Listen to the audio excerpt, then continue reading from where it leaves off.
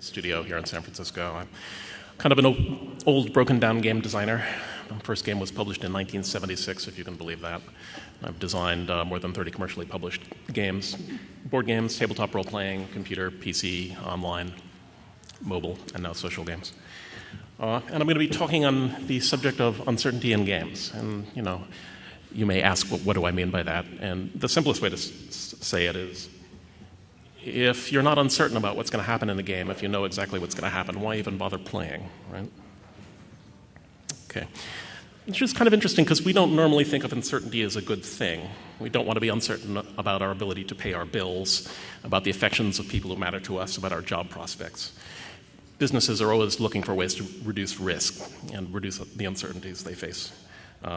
We pay taxes to reduce uncertainty, the uncertainty of the possibility of invasion and conquest, for unemployment insurance, old age benefits, health benefits. And we top that off with more payments for our own insurance, for pensions, for savings. We spend a lot of time and energy in our lives trying to reduce the uncertainty that we face. But the reality is that life is terrifyingly uncertain. In apparently civilized countries, madmen can come to power and slaughter millions of their own people. Terrorists can get hold of a nuke and blow up our entire city. We may wind up cooking in our own industrial waste. Really, it's a tribute to the dauntless and objectively insane optimism of the human species that most of the time we're pretty cheerful about the uncertainties we face. But the reality is that we spend a lot of our lives trying to reduce uncertainty.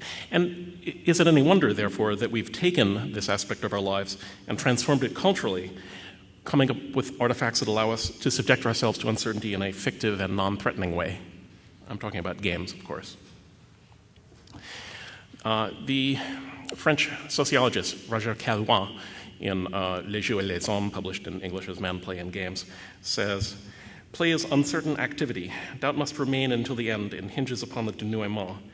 Every game of skill, by definition, involves the risk for the player of missing his stroke and the threat of defeat, without which the game would no longer be pleasing. In fact, the game is no longer pleasing to one who, because he is too well-trained or skillful, wins effortlessly and infallibly." I think he's onto something here.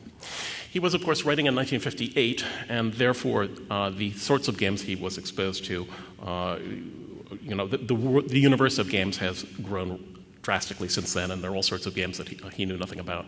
I think he's right that uncertainty is at the core of games, but wrong that it must lie in the denouement, for one thing. As an example, the denouement in Space Invaders is fixed. You're going to lose. Sooner or later, you're going to be overwhelmed by the serried ranks of alien invaders, and the game is going to be game over. So there's no uncertainty as to outcome. What is uncertain, of course, is how long you can last and what your high score will be. And he's also wrong that there really even needs to be a denouement. We have all kinds of games never ending, like MMOs, tabletop role-playing campaigns, and social games that in principle can go on forever, or until your GM dies, or the company decides that the game isn't generating enough money to continue paying for a live team. But uncertainty in games can be found in a lot of different places, and we're going to explore that. But as an example of what Caillois means, consider the game of tic-tac-toe. Unless you've lived in a Skinner box from an early age, you know very well how this plays out. The first player chooses a central position because it's the best, and people basically block each other so that the game ends in a draw. You have to be either really stupid or make a mistake for anyone to actually win the game. So why does this game even exist? The reason is because people don't come out of the womb knowing how to play tic-tac-toe. It's taught to a new generation of kids, and kids will play it with every evidence of enjoyment because they haven't figured it out yet. And as far as they can tell, the outcome, the path of the game is still uncertain, as it is with naive players.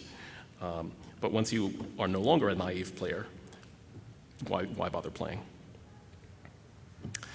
So what I'm going to do is I'm going to look at a bunch of different games and analyze where uncertainty lies in those games. And then we'll talk about different types of uncertainty and possibly about ways to think about uncertainty and use it to improve your designs. Super Mario Brothers seems like a good place to start. It's obviously hugely important to the field and has a huge impact on generations of game designers. Patrick Curry actually says, "Everything I know about game design I learned from Super Mario Brothers," which to my mind is actually kind of a weird statement given how much of an outlier this game and other platformers in general are in the universe of games. If you look at Mario Brothers, at first glance, you might say there actually is virtually no uncertainty in this game. Right? There's no uncertainty about where to go. You have to go to the right. Right? I mean, yeah, you can move back to the left tactically, but beating the game means getting to the right at the end of the level. There's very little uncertainty in the controls. Mario moves at the same speed. Mario jumps at the same height. Every enemy you come across has very predictable, defined behaviors and is defeated in a very predictable way. The traps you encounter, similarly, all of them, each type of trap has the same solution. There's no randomness. There's no multiplayer interaction. So where is the uncertainty at all in this game? It seems very, very cut and dried. There's a little bit of uncertainty when you first encounter a level because you don't know what it looks like yet. But you probably are not going to beat the level the first time around, and eventually you become very familiar with it. Well, where does the uncertainty lie? Obviously, it lies actually in player skill. Yes, you have to do exactly this in order to defeat that enemy, but can you do it? Can you make the jump at the right time? Can you get on the moving platform without falling? The uncertainty in Super Mario Brothers and in platformers generally lies entirely in what I call performative uncertainty, the need to develop and execute with your player skills. In fact, it's almost kind of the platonic ideal of a performative skill game. Curse of Monkey Island is a very different game. It's one of the best graphic adventures ever published. It's kind of published at the time when PC capabilities gave us the ability to have voice acting and real animation, but before 3D came around, which is kind of 3D and graphic adventures kind of don't work all that well together. Graphic adventures in general take a kind of beads on a string approach. In other words, within a particular bead, you may have some ability to move from one place to another. You may have some ability to choose which puzzle you want to solve next. But you have to solve a puzzle or set of puzzles to open up the next bead on the string. So the path through the game, even though there is minor navigational variation, is extremely linear. So not a lot of uncertainty there. Monkey Island does have some mini-games, but as with most graphic adventures, it's primarily based on inventory puzzles. For example, at one point in the game, you are swallowed by a snake. And before this happens, you have found an ipecac flower, and you also have some pancake syrup. And you can make syrup of ipecac by combining these two things, which causes the snake to vomit you out. So that's actually kind of interesting because it does require a little bit of kind of external world knowledge. You need to know what ipecac syrup is, although you can get there, of course, through brute force. Combine everything with everything. These puzzles, though, do not involve any random elements, no real complexity of system. There's no physical challenge involved. And in all cases, there's a single solution. So, what's the challenge there? Well, this is a kind of performative challenge as well, but it's not a physical challenge. It's a mental one. If the puzzles are trivial, there's no challenge or uncertainty. But when you encounter a new puzzle, there's always a little bit of uncertainty. It's like, how am I going to figure this out? Can I figure it out? And of course, there's satisfaction if you do succeed in doing so. But I prefer to leave the term performative uncertainty for physical challenges, and I would call this instead solver's uncertainty. And the reason I say solver is because in the world of puzzle design, people who create puzzles are called constructors, and people who solve puzzles are called solvers. So designer is to player as constructor is to solver. And obviously, solver's uncertainty is a core thing in all kinds of puzzle-based games, not just graphic adventures. Portal is a game of solver's uncertainty, so is Lemmings, so are games like Deadly Rooms of Dreath. Now let's consider the first-person shooter deathmatch. Deathmatch play is obviously very different from shooter play in a solitaire environment, right? You have a kind of constrained arena. You're leaping about. You're finding power-ups and ammunition and so forth. You're shooting at enemy players. And there is, of course, a degree of performative uncertainty here in that you're using your skills as a first-person shooter player in order to kill your opponents. But there's more to the game than that. And there's also an element of strategy in terms of controlling access to power-ups and ammunition and so forth. But what makes the game really compelling is the fact that you're dealing with other people and you can't predict their actions. Even if you are a perfect master at being able to, hit your target, if the guy takes off in a direction you hadn't anticipated, you've got a problem. And of course, players are much smarter than any AI, and therefore this makes the game, really compelling. Surprisingly, not all multiplayer games use player uncertainty. Monopoly, for example, there's virtually nothing you can do in Monopoly to negatively or positively impact another player. Right? You can't control where they're going to move. It's really just a kind of roll the dice until somebody wins game. I think that's kind of weird.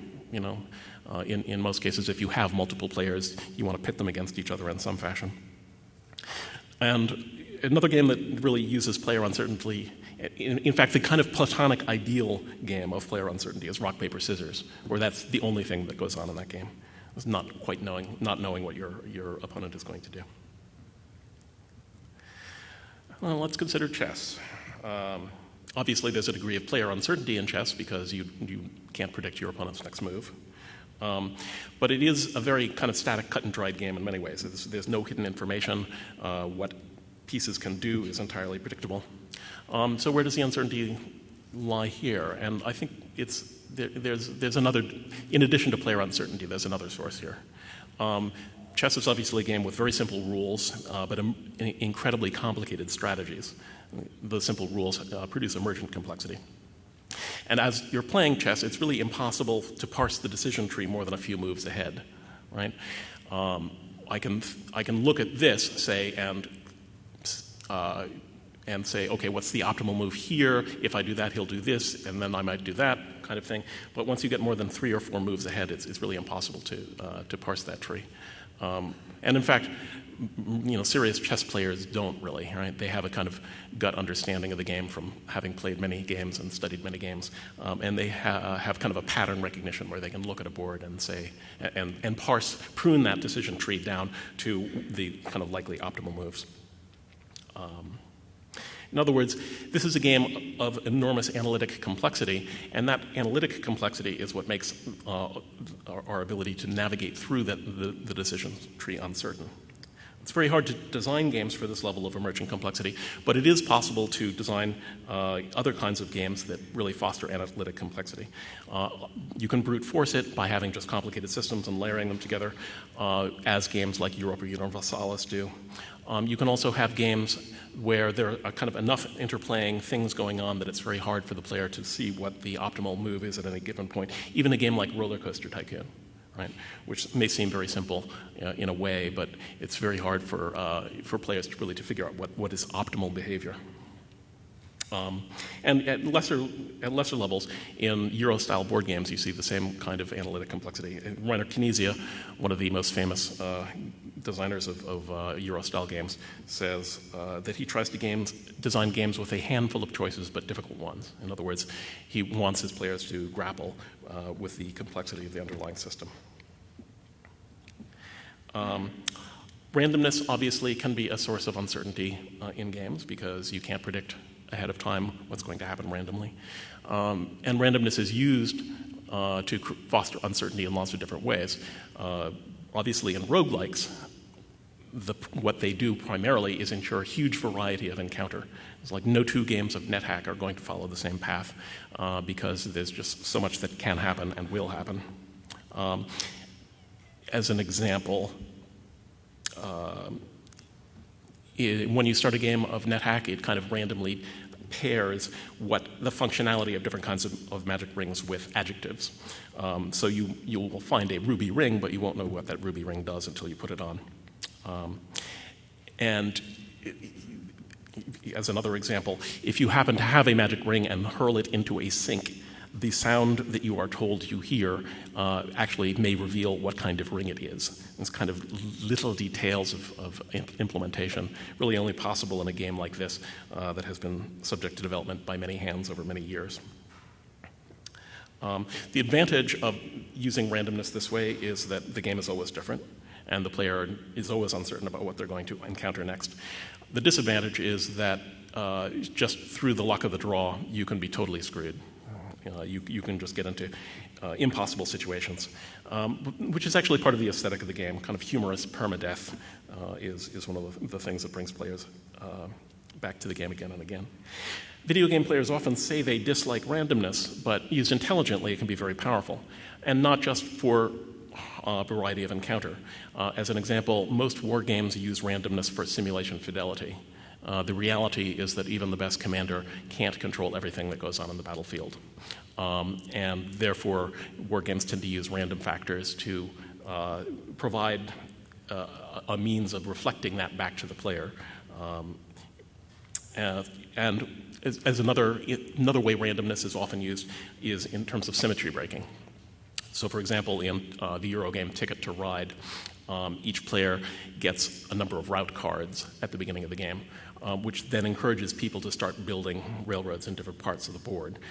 So what is, from the inception, a completely even playing field becomes one where people have different advantages and desires, and that actually makes it a much more interesting game. Poker, from the perspective of uncertainty, is actually quite a complicated game. There's randomness involved, of course, since the cards are shuffled and dealt. But unlike, say, roulette, which is purely a game of randomness, there's a lot more going on under the surface here. One of the things that's happening is hidden information, or it's the corresponding side, the flip side of that, partially revealed information. So, for example, in a game of Texas Hold'em, which is not my favorite variety of poker, but the one that people are most familiar with these days, each player knows what down cards, what two down cards they have, and each player can see what the face-up cards are. And from that, they can deduce a little bit about what other hands other players might have, what the likelihood that the next card that is dealt is going to benefit or hurt them, and so on. And using that and a knowledge of the random distribution of cards, they can strategize a little bit about what's the right thing to do. Also, of course, this is a game where the ability to read other players is critical. You know, if someone is betting heavily, are they bluffing, or do they actually have a hand that's going to beat yours? But one of the things about poker is that even though randomness is at the core of it, players tend not to win by luck, but through betting strategy. I mean, the reality is sometimes you're going to get a lousy draw, but if you lose relatively little on those hands and win big on the hands where you get good cards, you're ahead of the game. So what this means really is that in poker, strategy is the epiphenomenon of randomness. It's the random nature of the game that fosters strategizing, betting strategy, and play. Cityville is also kind of an outlier, and social games in general, because, again, as with Super Mario Brothers, at first inception, it's really hard to see where there is any uncertainty whatsoever in this game.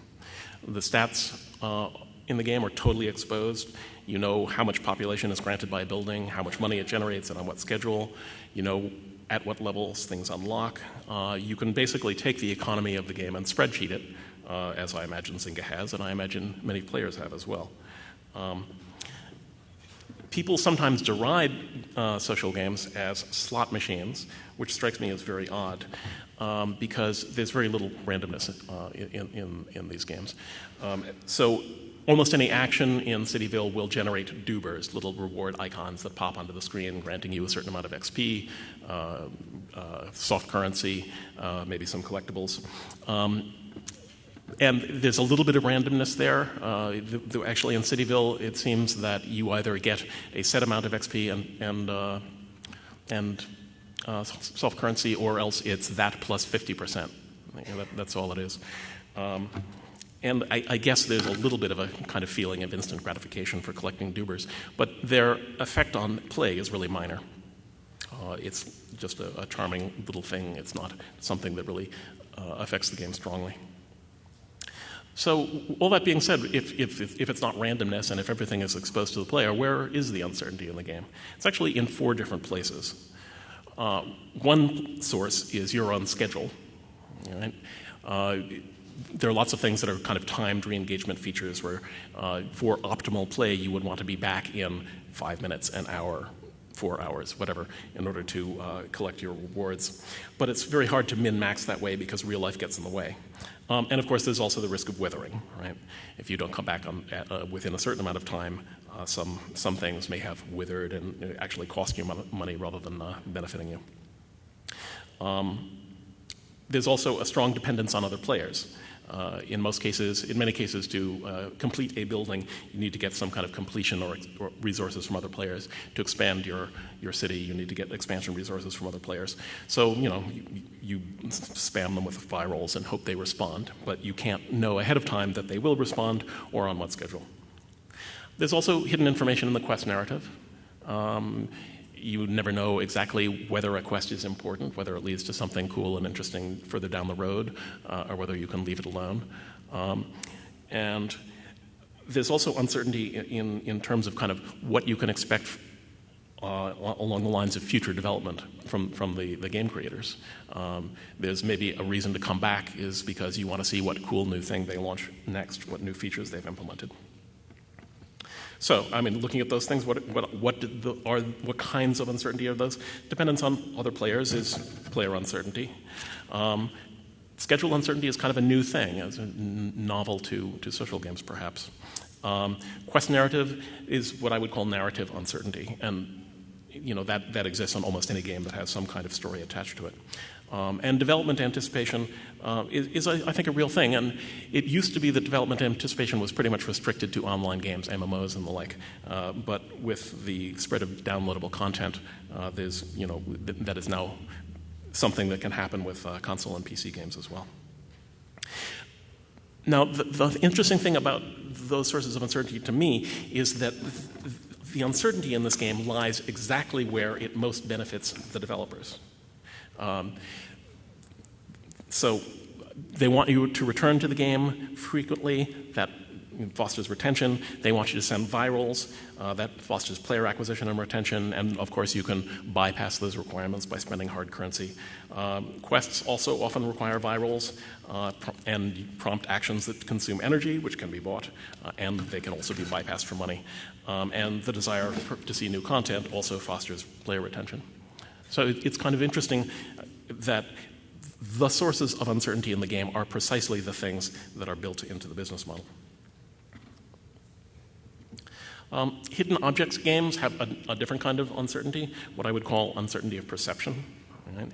You see a complicated image and you have to find certain items on it, and there are hints and power-ups and so forth, so you can't really go wrong. But still, it's a challenge when you get there. You have to try to find things. Uncertainty of perception. I'll get back to uncertainty of perception later. And then the last kind of uncertainty I want to talk about is what Thomas Malaby calls semiotic uncertainty.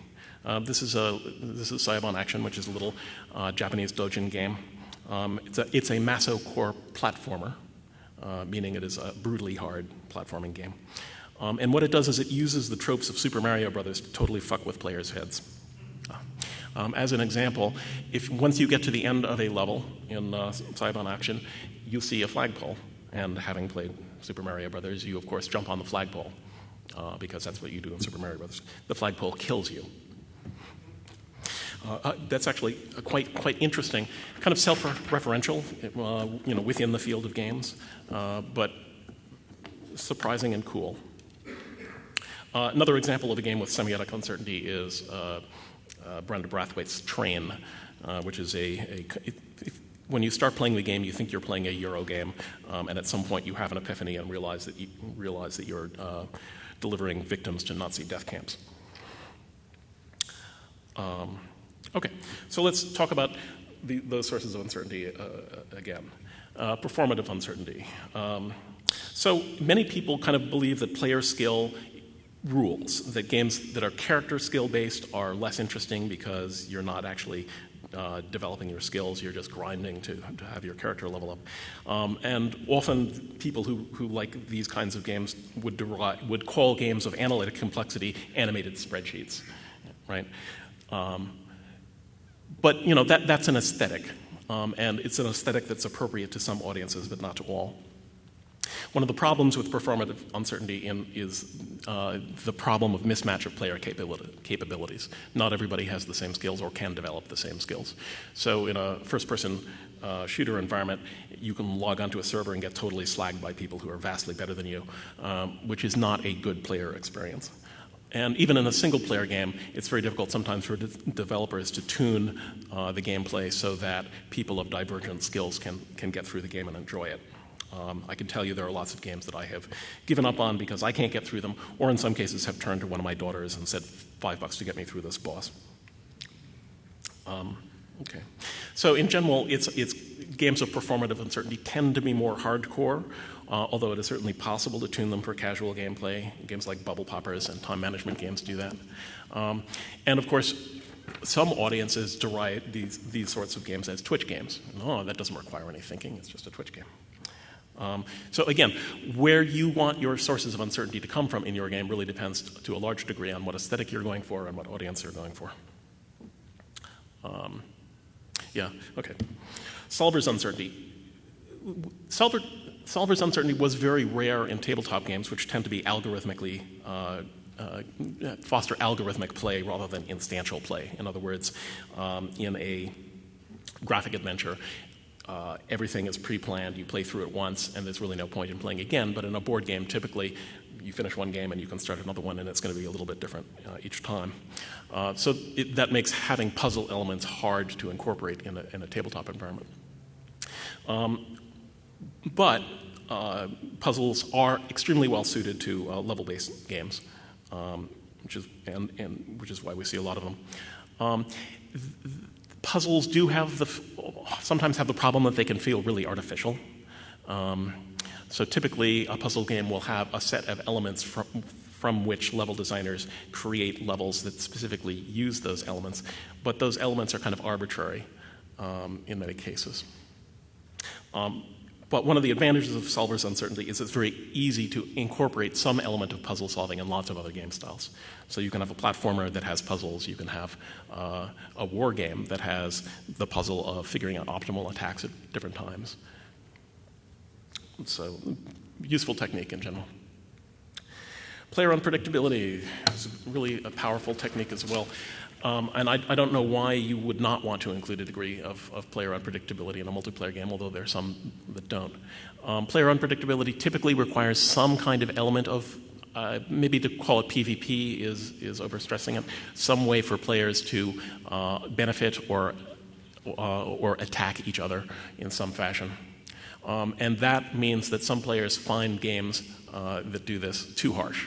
So in a lot of cases, you'll hear Eurogamers say talking about Ameritrash board games that they're too mean. People attack each other. People beat each other into the ground. You can eliminate people.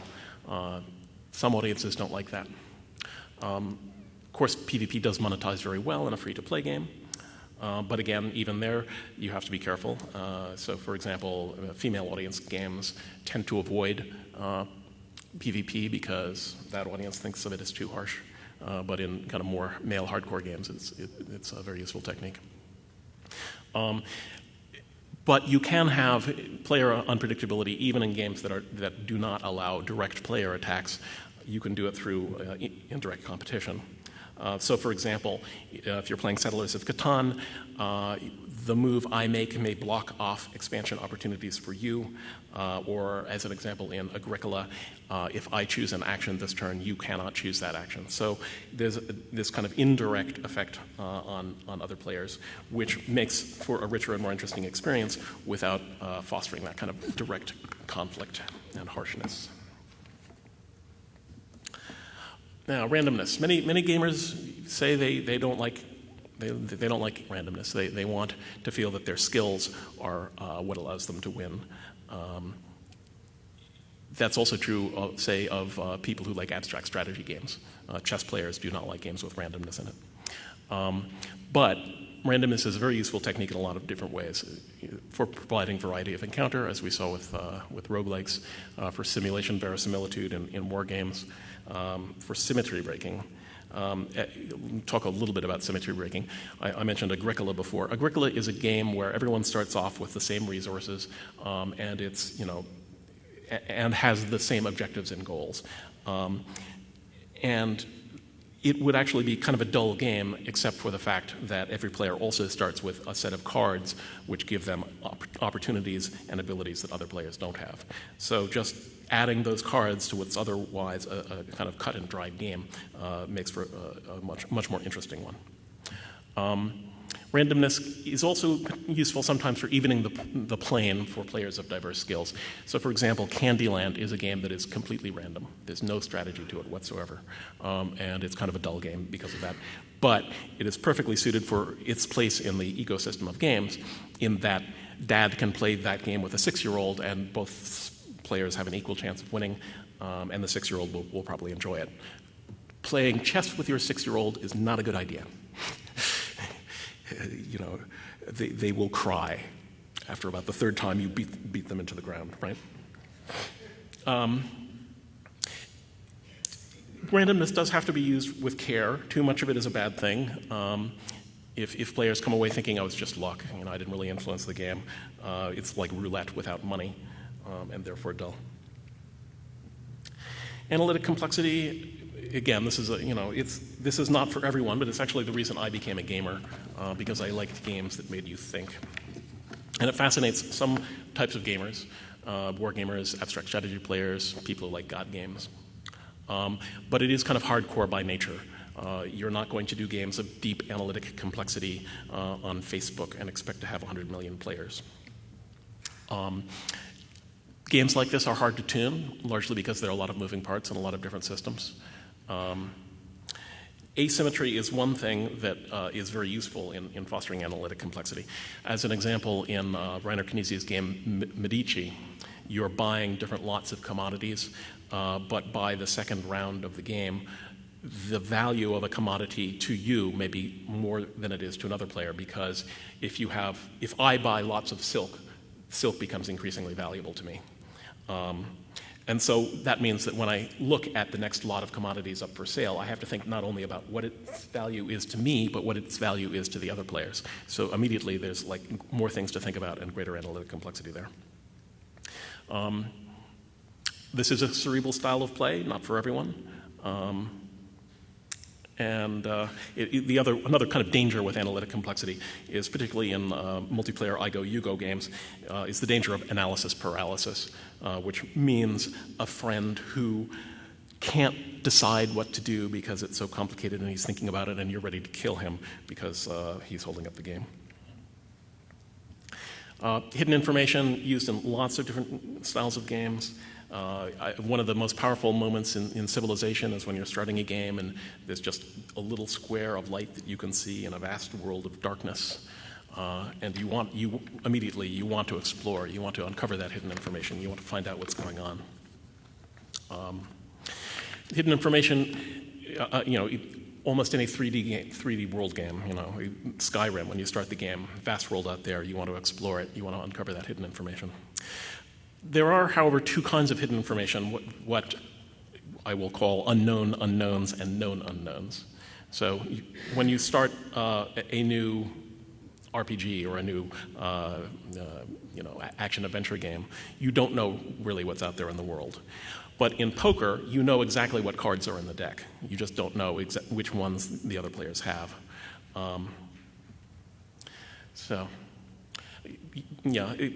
Hidden information is useful in lots of different game styles. Quite often you can take a game that is otherwise kind of cut and dried and add an element of fog of war or hidden information and make it a lot more interesting for people. There is the danger of arbitrariness, as with randomness. If a player has no idea what's going on, it's hard for them to continue to play, to make decisions. And just briefly, a bunch of other things we talked about. Narrative anticipation, people like stories. Obviously, there's no story in chess, and it would not be improved by adding one. So it's not going to work for all games, but it does work for a lot of game styles. Development anticipation obviously works in online games. I remember back in the day, I did a game for Prodigy, the old commercial online service, and they did a survey of their customers and asked them why they continued to subscribe to Prodigy. And the number one response people gave was because they wanted to see what happened next. You know, they wanted to find out what new things would be launched, how the service would develop, what this wonderful new world of online services was going to be like. Development anticipation should not be underrated. And it's useful, I think, to message to people that cool things are coming. Uncertainty perception. I talked about hidden object games, but there's lots of other things, lots of other game styles that do that too. In a bullet hell shmup, for example, one of the real problems is parsing all of this busy visual information on the screen, figuring out what bullets can actually hurt you and what you should do in order to avoid them and to shoot back. And in a rhythm game, in Guitar Hero, for instance, yes, there's a degree of performative uncertainty in my ability to do the controls, but there's also this perceptive uncertainty. I mean, you know, the notes are coming down the track at me, and I have to see them and respond to them at the right time. And then there's semiotic uncertainty. Train and Sayabon are both very cool games. It's something hard to pull off, but potentially very powerful if you can figure out how to do it. So, design issues. Having too much uncertainty is obviously a problem. If your players don't know what to do, they're not going to be having a good time. Better UI sometimes can help them there, but if your players are kind of wandering around, maybe you need to be tuning the uncertainty lower. You also can't have too little because the game will just be flat or boring or feel like it's on rails. Typically, what designers do, though, is they tune existing sources of uncertainty. If a platformer feels too easy, you tighten the constraints on how close you need to be on a jump to get where you need to go, that kind of thing. But if a game really feels flat, you might really want to think about adding a new source of uncertainty. And I think thinking in those terms, it opens up the potential for real innovation. And I'll give some examples. Spelunky it's a platformer, but it's an algorithmically generated platformer. So as in a roguelike, every time a new level begins, the game generates that level according to an algorithmic scheme. And that means the game is different every time you play, whereas platformers are normally the same every time you play. So, hugely innovative game in its own way, simply by taking a source of uncertainty that we don't normally see in a platformer and putting it in. Portal is another example. I mean, Portal is basically built using a first-person shooter engine, but it is not a first-person shooter. It's adding a solver's uncertainty to that framework. Or as another example, there's a game called Triple Town, which is kind of a match 3 game. But the thing that makes it interesting is the bears. Every once in a while, you are served a bear that you have to place on the board, and the bears move randomly each turn, often screwing up your well-conceived strategy for building your town. So again, thinking about combining sources of uncertainty can be very powerful. So takeaways here: games require uncertainty. Think about where the uncertainty is in your game. Consider combining different kinds of uncertainty. Iterate and tune, and considering thinking about uncertainty should be part of your toolkit as a game designer. I'm not saying that this is a comprehensive and total, that now you know all you need to be a game designer. What I wanted to do was take one aspect of game design and go kind of deep on it. But uncertainty is worth thinking about. And I'm done.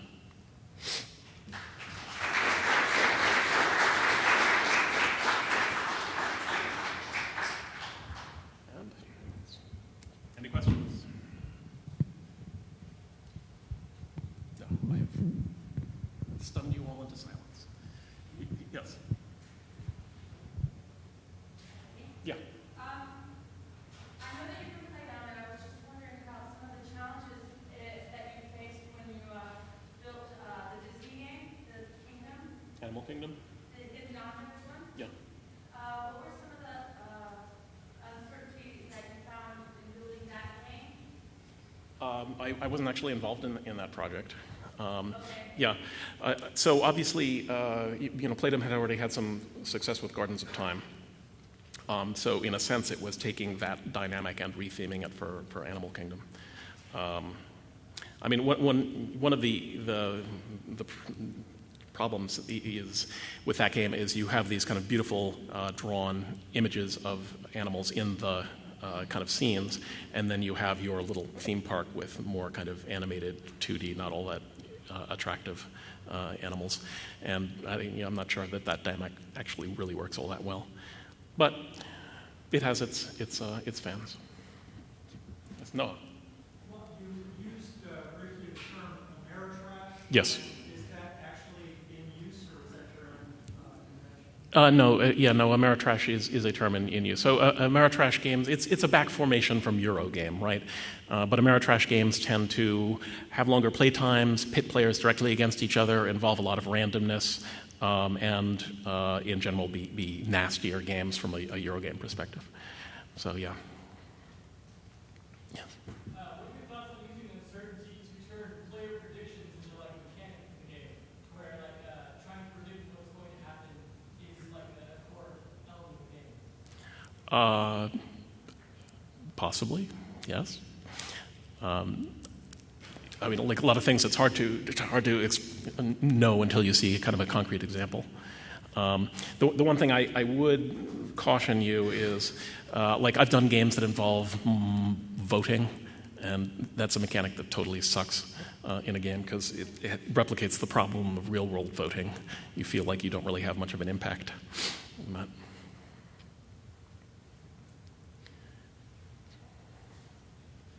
anybody else?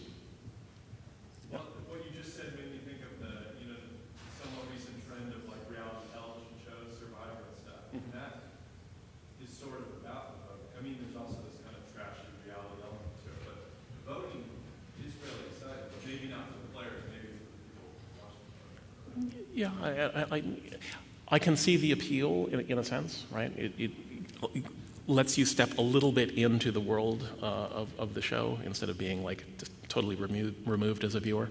But one vote, what does it matter? Oh, right? sorry. Well, Yeah. Probably off track. I meant the voting of the players on Survivor. Ah. Who goes on, but maybe. Right. Well, okay. In that kind of environment, though, it's a much more constrained group, right? So yeah, and it's kind of a deathmatch mechanic in a way, right? Yeah. How does the ability to purchase items in game affect the uncertainty? I don't know that it does particularly, right? It's just.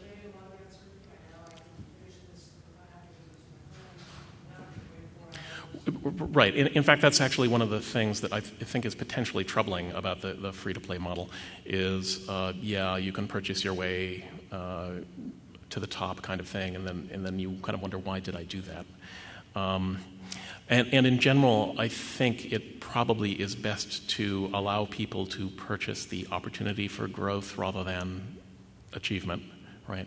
So things like, I need this resource in order to accomplish that. Okay, I will pay a little bit of money to accomplish that, as opposed to, I'll pay $100 and now I'm level 50, right?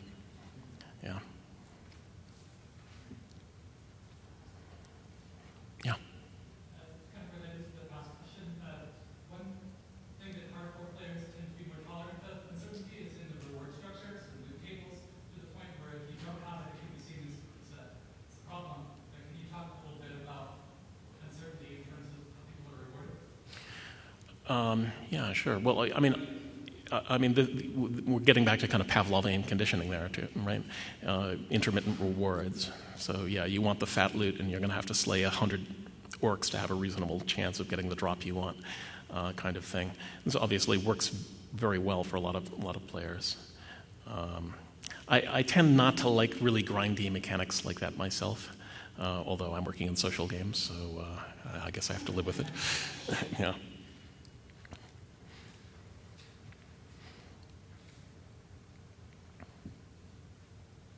Okay.